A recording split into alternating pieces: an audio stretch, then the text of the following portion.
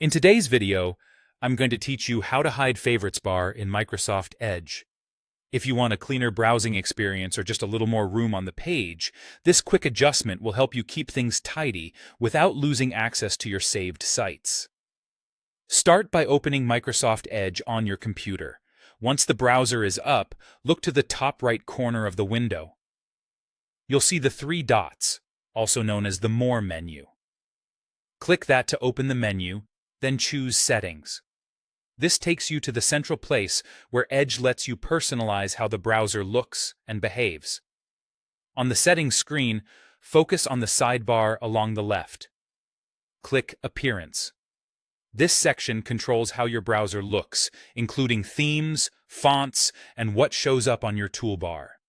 We'll make the change from here so it applies across all your browsing windows. Within the Appearance page, scroll to the area labeled Customize Toolbar. In that section, find the option called Show Favorites Bar. It's presented as a drop-down menu. The Favorites bar is the horizontal strip that can appear just under the address bar, showing your pinned sites for quick access. If it's currently taking up space you'd rather use for web pages, this is where you control its visibility. Open the Show Favorites bar drop-down. You'll see a couple of choices designed to fit different preferences.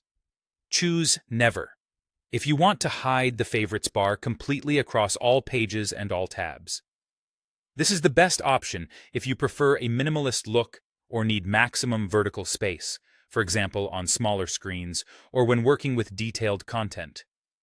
Alternatively, select Only on New Tabs if you want the Favorites bar to appear only when you open a blank new tab or the Start page and disappear on websites you visit. This is a good middle ground. Your saved sites are still easy to reach when you open a new tab, but they won't take up space while you're browsing. That's all you need to do. The change applies right away, so you can switch between options at any time to match how you work.